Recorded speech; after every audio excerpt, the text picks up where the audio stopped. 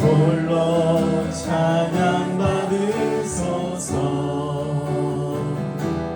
모든 이름 위에 뛰어난 그 이름, 온 땅과 하늘이 다 찬양해. 임하사 찬양을 받아 주소서. 주님을 찬양하오니,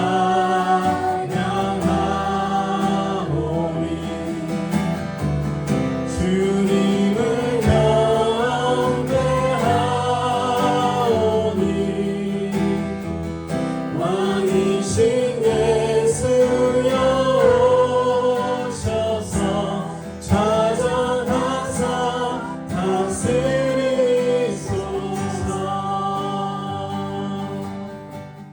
채우신 일 얻기까지 주의 십자가 사랑하리.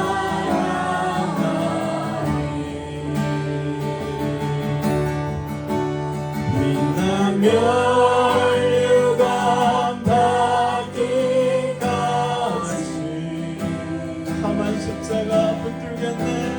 험한 십자가 붙들겠네.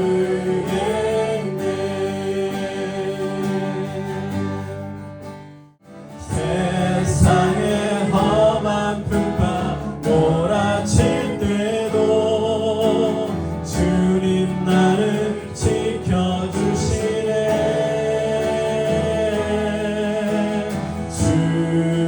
주님은 나의 산성, 주님은 나의 요새, 주님은 나의 소망, 나의 힘이 되신 여호.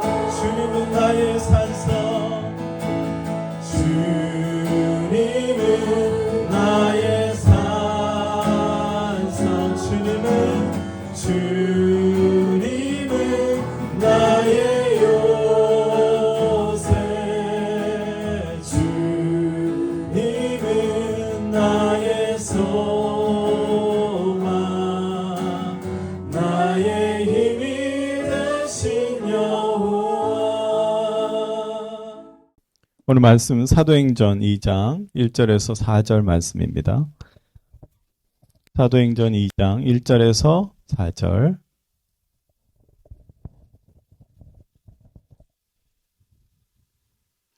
우리 4계절밖에 없으니까 우리 같이 읽어볼까요?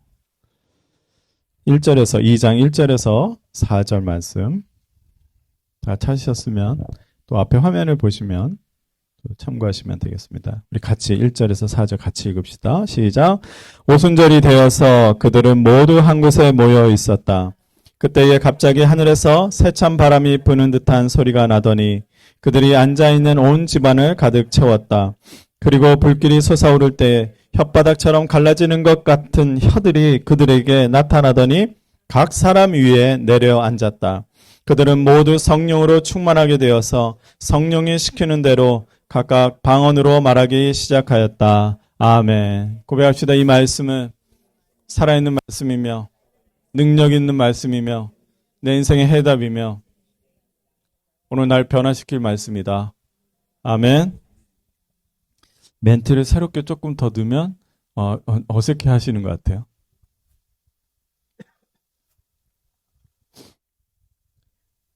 제가 지난번에 잠깐 말씀을 드린 바와 같이 부활주일 이후에는요.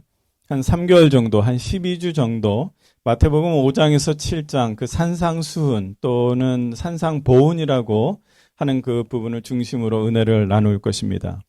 예수님께서는 산상수훈을 통해서 이 땅에 살고 있는 우리들에게 하나님 나라의 그 법 그리고 하나님 나라의 원리를 말씀하고 계십니다. 수많은 사람들이 예수님의 가르침을 듣기 위해서 산 위에 모여들었어요. 예수님의 가르침은 산 위에서 울려 퍼진 천국의 소식이었고, 죄로 어두워진 그런 인간의 깊은 내면과 본질을 파고들어서 변화를 일으키는, 그래서 예리한 칼날과 같이 그런 우리 안에서 심령을 쪼개는 그러한 말씀이 산상수훈입니다. 산상수훈이 전한 장소는요, 갈릴리예요. 갈릴리. 따라합시다. 갈릴리.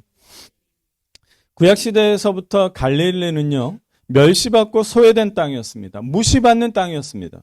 예수님은 이 갈릴리에서 하나님 나라의 말씀을 전하셨습니다. 예수님은 예루살렘 성전이 있는 곳이 아니라 갈릴리 지역을 두루 다니시면서 가르치시고 치유하시고 하나님 나라의 비밀을 말씀하셨습니다. 소외되고 무시당하는 사람들에게 병이 치유가 되는 것을 보게 하셨고, 소망이 생기는 것, 그리고 하나님 나라를 꿈꾸게 하신 겁니다.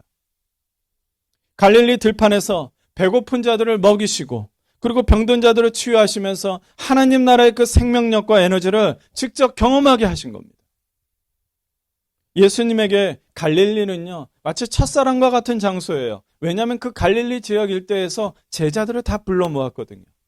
그리고 부활하시면서 부활 전후에 부활에 대해서 얘기하시면서 나는 먼저 너희들보다 갈릴리로 갈 거야 라고 말씀하셨어요. 그런 귀한 장소예요. 그런 애틋한 장소가 이 갈릴리입니다. 갈릴리 언덕에서 전해주신 예수님의 말씀은요, 바리새인이나 제사장들과 같은 엘리트들에게 전해주신 말씀이 아닙니다. 날마다 삶의 무게에 그렇게 힘들고 견디며 살아가는 사람들, 그리고 예수님께서 가장 낮고 낮은 곳에서 그 우리 주 예수 그리스도의 그 전하신 가장 고귀한 말씀입니다. 그러므로 이런 갈릴리 언덕에서 선포된 산상수훈을 우리가 함께 나누면서 은혜를 함께 나누기를 원합니다. 산상수훈 강의 말씀으로 우리 삶에 이 생명력을 얻고, 또 가장 뜨겁고 그리고 가장 강력한 그런 푸른 불꽃처럼 우리 타오르기를 주님의 이름으로 축복합니다. 그래서 이 주제가 이 에버그린 플레임이에요. 원래 화학적으로나 뭐 그게 화학인가요? 물리인지 모르지만 불꽃이 빨간 불꽃이 있고 파란 불꽃이 있대요. 블루 플레임이 있고. 근데 가장 뜨겁고 가장 강렬하고 가장 한 게 블루 플레임인데, 제가 가만히 생각해 보니까 우리 성도들도 그 블루 플레임처럼 막 타오르면 좋겠는 거예요. 그래서 어떻게 가만히 보니까 에버그린 플레임이라고 그랬어요. 와, 제가 그래서 혹시 이게 어떤 느낌이 왔을까 그렇게 생각을 해서 AI한테 한번 물어봤어요. 에버그린 플레임 좀 어때? 막 얘는 이제 제가 목사라는 걸 알아요. 목사님 대단하신데요? 이렇게 칭찬을 하더라고요. 왜냐? 에버그린 플레임 하니까요, 이 AI가 저보다 나는 생각도 못 했는데, 혹시 모세를 부르신 하나님이 떨기나무에서 활활 불타오르는 것이 그걸 생각하신 건가요? 딱 그런 거예요. 난 그 생각 안 했거든요. 근데 내가 그거 조금 생각했지 이렇게 했어요. 저는 그래서 모세 그 떨기나무 타지도 않고 계속 활활 타오르는 그러한 떨기나무의 불을, 그러면 내가 이름 한번 지어볼게. 그게 에버그린 플레임이야. 그래서 제가 계속해서 유지되는 이 에버그린 플레임이 우리 성도들에게도 앞에서 떨기나무에 불을 타오르면서 모세야 모세야 부르신 것처럼 여러분들을 불러내시기를 주님의 이름으로 축복합니다. 그래서 저한테도 그런 역사가 있으면 좋겠어요.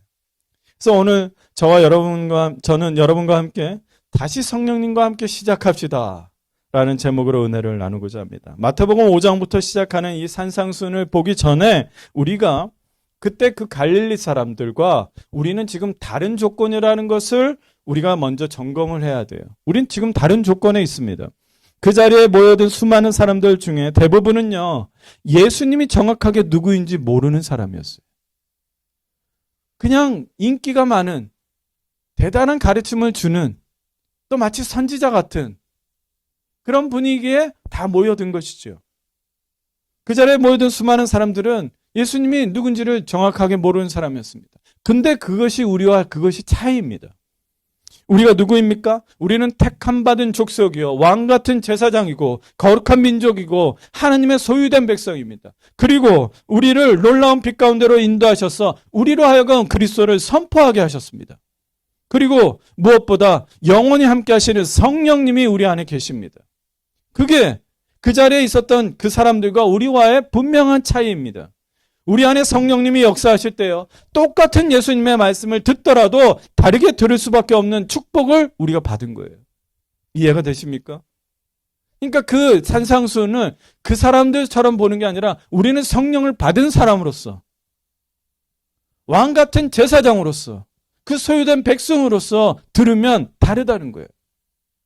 그러므로 산상수훈의 말씀으로 우리 삶이 새로워지고 변화되기를 원한다면 우리 안에 계신 성령님이 더 역사하시기를, 더 움직이시기를, 더 뜨겁게 해주시기를 우리가 원해야 돼요. 그냥 목사님이 좀 준비하셔서 산상수훈 준비를, 말씀을 좀 전해주시는가 보다. 그냥 뭔가 궁금한가. 그것이 아니라 우린 차이가 있다니까요. 우리 안에 성령님이 더 역사하시기를 바라야 돼요. 그래야 들립니다. 들리면 믿음이 생기고요. 믿음이 생기면 결단하게 되고, 결단이 쌓이면 쌓일 때마다 여러분들을 통해서 하나님 나라가 보이게 되고, 하나님 나라가 확장이 되고, 여러분들을 통해서 예수의 향기가 막 드러나는 거예요. 그래서 따라합시다. 다시 성령님과 함께 시작합시다. 예수님께서 십자가에서 돌아가신 일은요, 제자들에게 감당할 수 없는 충격과 절망을 가져왔어요. 제자들이 고향도 버리고 가족도 버리고 직장도 버리고 3년 동안 그렇게 예수님만을 따라다녔어요. 그런데 예수님이 그렇게 무력하게 십자가에서 돌아가시고 처형당할 줄은 꿈에도 몰랐습니다. 얼마나 절망이고 얼마나 낙담하고 충격이었겠습니까? 그런데 더 충격적인 일이 있어요. 그건 뭐냐? 예수님이 죽으신 지 3일 만에 다시 부활하신 거예요. 절망과 막 혼돈과 막 낙담 가운데 있다가 갑자기 더 충격을 받은 거예요. 여러분 생각을 해보세요. 우리는 그냥 남일처럼 부활을 보고 성경을 보고 했기 때문에 그렇지만 그 사람들은 얼마나 혼란스러웠겠습니까? 제자들과 많은 사람들에게 나타나셨지만 이 부활을 어떻게 받아들여야 할지 어리둥절했어요. 예수님은 부활하시고 제자들과 며칠 동안 있었어요? 40일 동안 있었어요. 40일 동안. 그리고 아버지 곁으로, 하느님 아버지 곁으로 승천을 하십니다. 제자들이 어떤 상태였을까요? 예수님이 승천하시는 예수님을 직접 목격을 했지만 너무 놀라서 당황하고 오히려 가슴이 막 텅 빈 것 같이 그렇게 느껴졌을 거예요.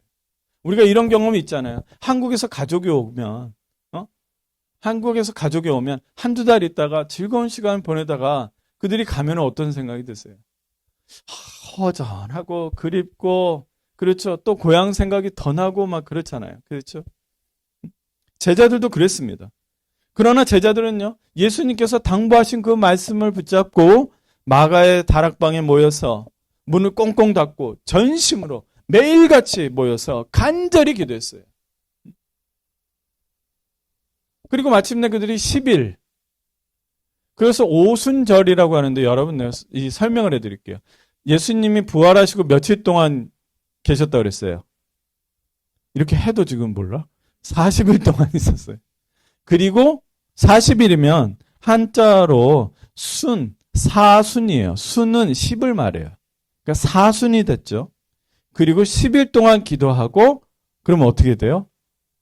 오순이 되는 거예요. 오순. 그래서 오순절 이렇게 표현을 하는 거예요. 그러니까 며칠이 된 거예요? 50일째가 된 거예요. 그래서 그 11일 동안에 기도하고 성령이 임하였습니다. 오늘 1장에서 4절이 그것을 기록하고 있는데요. 다시 읽어드릴게요. 오순절이 되어서 50일이 되었어요. 그들은 모두 한 곳에 모여 있었다. 그때에 갑자기 하늘에서 세찬 바람이 부는 듯한 소리가 나더니 이게 바람인지 소리인지 모르는 거야. 근데 최대한 그것을 기록을 해본 거예요. 그리고 그들이 앉아있는 온 집안을 가득 채웠어요. 그리고 불길이 솟아오를 때 혓바닥처럼 갈라지. 여러분 불이 막 타잖아요. 그렇죠. 그럼 막 이렇게 갈라지는 것 같은 그것을 불 같은 혀 같은 거라고 표현을 했어요. 근데 그것들이 직접 나타나더니 보이고 느껴지고 실체가 나타난 거예요. 각 사람 위에 내려앉았다. 그들은 모두 성령으로 충만하게 되어서 성령이 시키시는 대로 각각 방언으로 말하기 시작하였다. 성령이 시키시는 대로, 성령이 인도하는 대로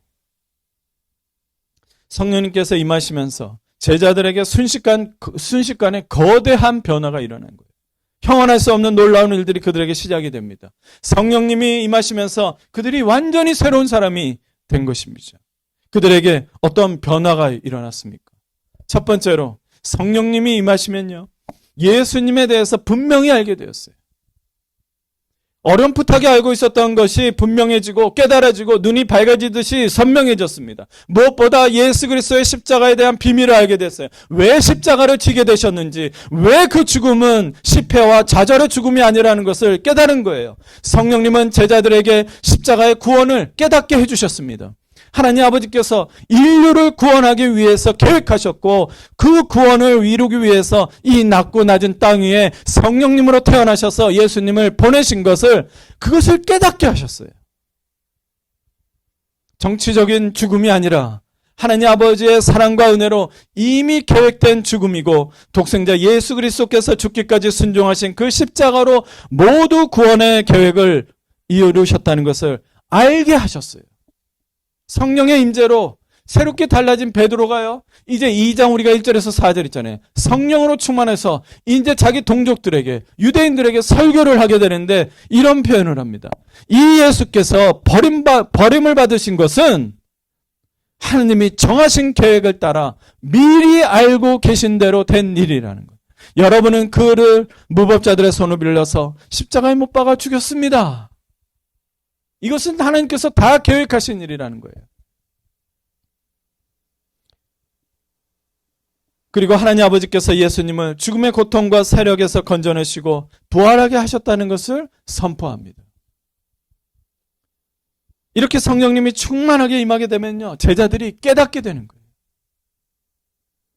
우리에게도 성령님이 충만하게 임하시면 깨닫게 됩니다. 믿음이 굳세지는 것입니다. 성령님이 우리 안에서 역사하셔서 예수님이 누구신지, 예수님이 어떤 일을 하셨는지, 예수님이 나에게 어떤 존재인지, 무엇을 완벽하게 이루게 됐는지 깨닫게 되는 거예요.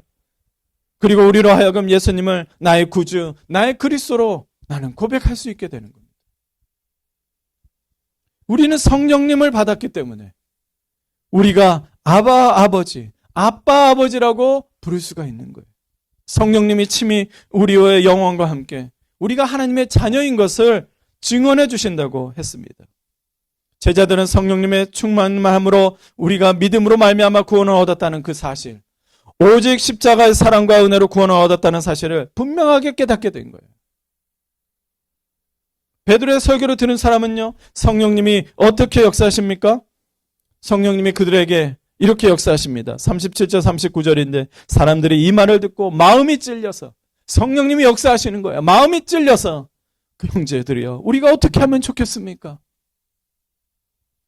베드로와 다른 사람들에게 말하였다. 베드로가 대답하였다. 회개하십시오. 그리고 여러분 각 사람은 예수 그리스도의 이름으로 세례를 받고 죄 용서를 받으십시오. 그리하면 성령을 선물로 받을 것입니다. 이 약속은 여러분과 여러분의 자녀와 또 멀리 떨어져 있는 사람, 모든 사람, 곧 우리 주 하나님께서 부르시는 모든 사람에게 주신 것입니다. 성령으로 충만한 베드로는 예수 그리스도를 믿기만 하면 십자가의 보혈에 의지해서 값없이 용서를 받고 하나님의 자녀가 되는 길을 열어놓았다는 것을 선포합니다. 사랑하는 형제자매 여러분, 오늘 이 시대도 동일합니다. 성령을 통하지 않고서는 예수님을 나의 주인으로 고백할 사람은 없습니다. 여러분들이 예수님을 나의 주인이라고 고백할 수 있었던 것은 여러분들 안에 성령님께서 역사하고 계시기 때문입니다. 성령님이 우리 눈을 밝혀주셔야 깨닫습니다. 성령님이 우리의 마음을 다스리셔야 주님의 말씀이 우리의 영혼을 변화시키는 것입니다. 지금 이 시간 여러분들의 심령에 성령님이 오셔서 다시 새롭게 깨닫게 되는 그런 역사가 일어나기를 주의 이름으로 축복합니다. 그리고 더 나아가서 성령 충만한 상태에서 예수님의 이 산상수훈의 강해를 다시 듣게 되면 우리에게도 얼마나 큰 은혜가 임하겠습니까? 그 은혜가 있기를 원하신 분 아멘 하십시오. 아멘. 둘째로 제자들에게 성령이 임하시면 내가 누구인지 깨닫게 됩니다. 제자들은 예수님의 부활과 승천까지 봤지만은 마치 버림받은 것 같고 어디로 가야 할지 두렵고 좌절되고 절망의 마음으로 가득했습니다. 그러나 성령님이 임재하시자마자 순식간에 그들은 자신들이 예수 그리스도 안에서 어떤 사람인지 깨닫게 됩니다. 사랑하는 성도 여러분, 여러분들은 혹시라도 마음에 방황하고 있습니까? 내가 무엇을 어떻게 결정해야 할지 모르겠습니까? 그리고 내가 무엇을 어떻게 해야 할지를 모르겠습니까? 절망하고 계십니까? 성령님을 구하십시오. 성령의 충만함을 먼저 구하십시오. 우리가 성령의 충만함을 받으면 무엇보다 믿음으로 말미암아 의원의 이 안에서 구원을 받고 용서를 받고 하나님의 의로운 사람으로 인정받았다는 것을 깨닫게 됩니다. 베드로는 예수 그리스도를 믿는 사람은 누구든지 예수 이름으로 죄 사함을 받는다고 이방인 고넬료에게 죄 사함의 복음을 전했습니다. 성령님을 통해 우리는 내가 누구인지 깨닫게 됩니다. 버림받은 사람이 아니다. 실패한 사람이 아니다. 죄에서 다스림을 받는 사람이 이제 더 이상 아니다. 우리는 예수의 이름으로 용서함을 받고 나는 하나님을 아버지라고 부르고 죄가 없는 의로운 사람으로 인정을 받고 항상 하나님 아버지 앞에 당당하게 설 수 있는 그런 자격을 얻은 사람이다. 이것을 성령님으로 인해서 깨닫게 되는 것입니다. 제자들은 하나님과 관계없는 존재로 느꼈는데 성령님이 임재하시면서 자신들이 어떤 존재인지 눈이 밝아진 거예요. 버림받은 존재로 느껴졌는데 예수님의 십자가의 보혈로 하나님의 자녀가 되고 그 증거가 우리 안에 성령님이라는 것을 깨닫게 됐습니다. 예수님께서 그토록 강조하고 또 강조했던 성령님, 그것을 마침내 깨닫게 된 거예요. 성령님은 우리 존재를 회복시키십니다. 왜냐하면 성령님이 우리 안에 계시면 다시 태어나기 때문에 그래요. 여러분들 이 말씀을 붙드십시오. 그러나 그를 맞아들인 사람, 영접한 사람, 그 이름을 믿는 사람들에게는 하나님의 자녀가 되는 특권을 주셨다. 이들은 이제 혈통이나 육정이나 욕정이나 사람의 뜻에 나지 아니하고 하나님에게서 태어났다. 다시 났다라는 거예요. 여러분들은 다시 거듭난 사람들입니다. 여러분들이 성령으로 주님을 주인이라 부르고 하나님을 아버지라고 부르기 때문에 그것이 증거예요. 그리고 우리가 하나님의 아버지를 부를 수 있는 것은 성령님이 우리 안에 오셔서 확인 도장을 찍어주셨기 때문입니다. 고린도후서 1장 22절에 하나님께서는 또한 우리를 자기의 것이라고 표로 인을 치시고 그 보증으로 우리 마음에 성령을 주셨습니다. 성령님이 우리에게 도장이에요. 예수님을 구주로 모시지 않는 사람은요, 하나님을 아버지라고 부르지도 않고 부를 수도 없습니다. 목사님, 저는 성령을 받았는지 안 받는지 모르겠는데요. 넌 주님을, 우리 예수님을 나의 주 그리스도 예수라고 부르지 않느냐? 그것은 그 안에서 성령이 있는 것입니다. 그러므로 성령님이 더 충만하게 임할 수 있도록 간절한 마음으로, 사모하는 마음으로 있다면 여러분들이 갈 길을 열어주시고 갈 길을 보여주시고 응답해 주시고 가르쳐 주실 것입니다. 성령님이 우리 안에 계시기 때문에 깨닫게 되는 것이 또 하나 있는데 그것은 바로 우리에게 질병의 고통과 괴로움에도 구원을 받는 존재라는 것입니다. 모든 질병과 괴로움과 저주에서 해방되었습니다. 할렐루야. 아멘. 우리의 연약함을 직접 담당하시고 모든 질병을 짊어지셨다는 그 말씀을 믿으시면 아멘 하십시오. 제자들은 치유하는 일을 자신들이 할 수 없는 일이라고, 우리하고는 하는 일이 아니라고 생각하는 그러한 사람들이었습니다. 우리도 그러지 않습니까 혹시? 이제 예수 그리스도의 이름으로 질병을 치유할 수 있다는 것을 성령을 받으니까 그것을 깨닫게 된 거예요. 베드로와 요한이요, 이제 기도하러 갈 때에 성전 미문이라고 한 것은 아름다울 미자예요. 그래서 문마다 이름이 붙여져 있어요. 그래서 미문, 아름다운 문이라고 이렇게 이름을 붙인 문으로 가고 있는데 그 앞에 태어날 때부터 일어날 수가 없어요. 걷지 못하는 자가 거기에서 구걸을 하고 있었어요.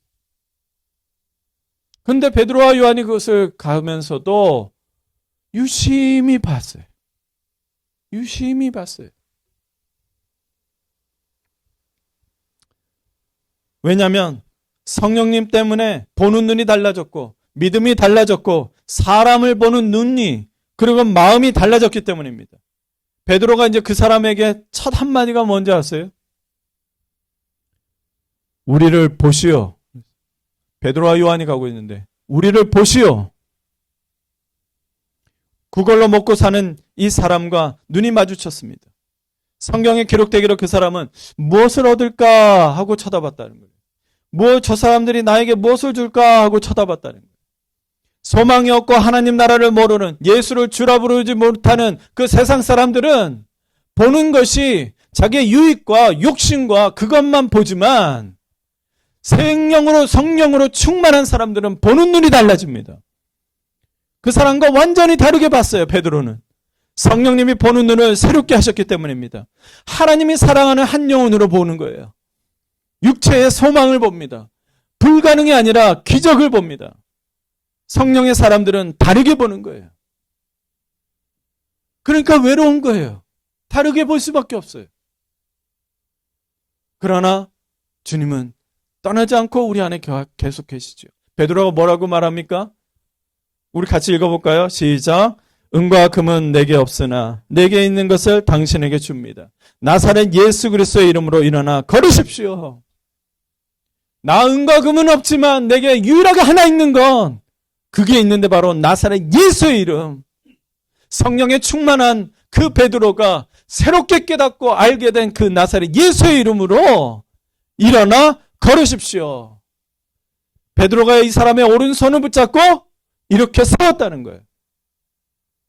그랬더니 발과 발목에 힘을 얻게 되고 그 사람이 걷게 되더라. 할렐루야. 성경에 더 기록기를 베드로와 요한이 이 사람과 함께 그 성전으로 들어가서 걷고 뛰고 찬양했다라는 거예요. 많은 사람들이 그것을 보고 아니 저 사람 구걸한 사람 아니냐라는 거예요.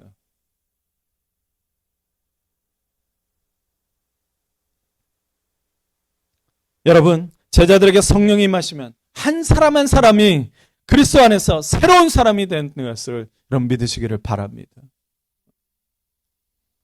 마지막으로 세 번째로 성령님이 강하게 임하시면요, 제자들이 자신들의 인생이 평범한 인생이 아니라는 것을 깨닫게 됩니다. 이제는 하나님께 사명을 받은 인생이 되었다는 것을 알게 되는 거예요.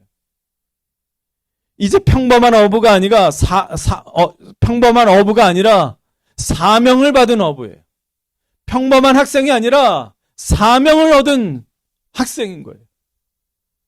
그냥 부모도 아닙니다. 사명감으로. 저도 목사가 그냥 목사가 아니라 사명감으로 추천한 그런 목사가 된 것입니다. 어떤 사명일까요? 그것은 하나님 아버지께서 이제 우리들을 보내셔서 하나님 나라를 세우겠다는 겁니다. 하나님 나라를 세우겠다는 겁니다. 하나님 나라의 실체를 보여주겠다는 겁니다. 왜 병이 고쳐질까요? 하나님 나라에서 고쳐지거든요. 세례 요한이 감옥에 갇혔어요. 자기 제자들을 보냈어요. 그리고 예수님께 질문하라고 했어요. 우리가 기다리고 있는 사람이 당신이 맞습니까? 당신이 메시아가 맞습니까? 그리스도가 맞습니까? 아니면 우리가 더 다른 사람을 기다려야 할까요? 요한도 힘들었어요. 요한도 그 감옥 속에 있다 보니까 그 질문이 나와버리는 거예요. 그런데 주님이 뭐라고 합니까? 죽은 자가 살아나고 앉은 병이가 일어서고 모든 병이 치유되고 그게 답이에요. 무슨 말입니까? 하나님 나라가 나타나고 있다. 하나님 나라가 실현이 되고 있다. 그러니까 너희는 시험 들지 말아라. 여러분, 우리의 사명은 그겁니다. 우리를 통해서 하나님 나라를 세우시기를 원하는 거예요. 성령님을 통해 우리는 하나님 나라를 전파하고 하나님 나라를 건설하는 사명자들이라는 것을 알게 되는 거예요. 하나님의 간절한 소원이 무엇이겠습니까? 이 땅에 하나님 나라가 이루어지는 겁니다. 하나님이 다스리시고 하나님께서 인도하시고 예수님도 이것을 기도로 가르쳐 주셨어요. 여러분 어떻게 주기도문은 어떻게 합니까? 하늘에 계신 우리 아버지. 아버지의 이름을 거룩하게 하시고 하나님 나라의 실제가 되는 거예요. 하나님의 아버지의 나라가 오게 하시고 하나님 나라가 임하게 하시고 아버지의 뜻이 하늘에서 이룬 것 같이 땅에서도 동일하게 이루어지게 하소서. 소원이 무엇입니까? 주기도문은 하나님 나라를 위한 기도입니다. 그리고 성령님이 임하시면요, 우리는 보통 사람이 아니라 능력의 삶을 발견하게 됩니다. 제자들은 항상 무식하고 재력도 없고 지위도 명예도 없어서 스스로 나약한 존재로 생각했습니다. 그러나 성령님이 임하시면서 도저히 상상할 수 없는 놀라운 능력이 우리의 삶에 일어난다는 것을 알게 됐습니다. 왜냐? 성령님은 이런 분이기 때문입니다. 같이 읽어볼까요? 시작. 여호와의 영 곧 지혜와 총명의 영이요 모략과 재능의 영이요 지식과 여호와를 경외하는 영이라 했습니다. 성령이 임해야지 주님을 경외할 수 있습니다. 성령이 임하면 내 안에 전략이 생기고 방법이 일어나고 비전이 생기고 꿈이 일어나고 내 안에서 열정이 일어납니다. 혹시 여기에 학생도 있습니다. 열정이 식어졌습니까? 성령을 구하십시오. 성령님이 여러분들 세밀하게 꿈에서라도 찾아가셔서 방법을 알려주실 것입니다. 길이 없다고 생각하십니까? 항상 우리를 도우십니다. 성령님의 약속을 예수님이 이렇게 하셨습니다. 내가 너희를 고아와 같이 버려두지 아니하리라. 그 증거는 성령님이기 때문입니다. 저는 얼마 전에 이루 말할 수 없는 용기와 꿈을 얻었습니다. 사실 우리의 이 인원이 조금씩 이탈하면서 제가 조금 낙담이 되기도 하고 힘들기도 하고 그랬습니다. 사실 그랬습니다. 그런데 하나님께 저는 왜 이렇게 부족할까요? 나는 왜 이렇게 연약할까요? 내가 무엇을 안 해서 잘못한 겁니까? 주님 나를 돌아봐 주십시오. 도와주십시오. 그런 기도를 했습니다. 그런데 주님은 저에게 나는 너의 부족함을 잘 알고 있다. 너의 연약함을 잘 알고 있다. 그러면서 뭐라고 하셨냐면 내 종아 나는 너의 부족함과 연약함을 알고 있으면서 그러나 너를 사용하는 나는 부족하지도 연약하지도 않다. 여러분 스스로 부족하고 연약하다고 생각할지 모르지만 여러분과 함께 계시는 성령님은 절대로 부족하거나 연약하지 않습니다. 성령님께서 우리를 가르치시고 깨닫게 하시고 기억나게 하시고 위로하시고 인도하여 주시고 계십니다. 그러므로 저와 여러분은 평범한 사람이 아닙니다. 무능력한 사람이 아닙니다. 요한복음 14장 26절 27절에 예수님이 이렇게 약속하시고 말씀하셨습니다. 그러나 보혜사 곧 하나님의 아버지께서 내 이름으로 보내실 성령께서 너희에게 모든 것을 가르쳐 주실 것이며 또 내가 너희에게 말한 모든 것을 생각나게 하실 것이다. 나는 평화를 너희에게 남겨준다. 나는 내 평화를 너희에게 준다. 내가 너희에게 주는 평화는 세상이 주는 것과 같지 않다. 너희는 마음에 근심하지 말고 두려워하지 말아라. 저는 이 말씀에서 이것을 깨달았습니다. 내 안에서 평안을 구했는데 주님은 나에게 성령 충만함을 원했습니다. 성령으로 충만해야 내 안에 예수님의 말씀이 일어나고 그리고 성령으로 충만할 때에 내 안에서 두려움이 떠나가고 내 안에서 주님이 주시는 말씀의 그 평안이 임하다는 것을 저는 이 말씀을 통해서 깨달았습니다. 두려워하는 자들이여 성령을 구하십시오. 걱정하는 자들이여 성령을 구하십시오. 보혜사 성령님께서 우리에게 놀라운 능력을 주십니다. 성령님이 우리를 기도하게 하시고 전도할 수 있게 하시고 섬길 수 있는 헌신의 능력도 주십니다. 그리고 세상이 줄 수 없는 평안을 주십니다. 이제 말씀을 마치겠습니다. 상상수훈 강해를 듣기 위해서 우리가 염두해야 할 것 첫 번째가 바로 무엇보다 성령님으로 충만해야 하는 것입니다. 아니 앞으로 여러분 어떤 말씀을 들어도 성령 충만함으로 들으면 여러분들 안에서 성령님이 역사하십니다. 제자들이 성령님이 임재하시자 너무나 놀라운 변화를 체험했습니다. 어찌할 바를 몰랐던 제자들에게 성령님이 임하시자 예수님이 누구인지 내가 누구인지 내가 어떤 능력을 가졌는지 그것을 깨닫게 되었습니다. 오늘 이 시간 여러분들에게도 성령님이 임하셔서 여러분들 각자에게 내가 누구인지 그리고 나에게 예수님은 누구인지 그리고 나는 어떤 능력을 가졌는지 그리고 내가 가지고 있는 가장 강력한 이름이 누구인지 나사렛 예수 그리스도의 이름 그것으로 우리가 이겨낼 수 있다는 것을 그리고 우리가 예수 그리스도 안에서 특별한 존재가 되었다는 것을 여러분 믿으시기를 바랍니다. 아멘. 그래서 우리도 이것을 간절히 소망해야 돼요. 기도 속에 찬양 속에 예배 속에 간절한 마음이 있어요. 여러분 주님을 향한 간절한 마음부터 일어나십시오. 그리고 사랑이 회복되어야 합니다. 주님을 향한 회복, 그 사랑이 회복되면 여러분들 놀라운 사람으로 변화됩니다. 이제 다음 주부터 성령 충만함으로 산상수훈 말씀을 그것으로 함께 은혜를 나눕시다. 기도하겠습니다. 사랑이 많으신 하나님 아버지, 주님의 은혜가 더하시기를 원합니다. 이 시간 우리에게 성령의 충만함을 더하여 주시옵소서. 아버지여, 오순절에 그 내렸던, 그들이 전심으로 기도했던, 간절히 소망했던, 그래서 주님께서 놀라운 사람으로 변화시켰던 그 성령님이 이 시간 우리에게도, 그때 부어졌던 그 성령님 우리에게도 부어 주시옵소서. 주님, 이 작고 미약한 우리들에게 주님께서는 우리보다 더 충만함으로 성령을 더하실 줄로 믿습니다. 하나님 나라를 우리를 통해서 세우십시오. 우리를 통해서 병든 자들이 일어나게 하여 주시옵소서. 우리를 통하여서 무너진 자들 세워지게 하여 주시고, 우리에게서 놀라운 열정과 사랑이 회복되게 하여 주시옵소서. 주님, 그리고 이 성령 충만함으로 이 예배와 기도와 말씀 속에서, 또 특별히 산상수훈의 말씀 통해서 주님 은혜를 더하여 주시옵소서. 예수님의 이름으로 기도드립니다. 아멘.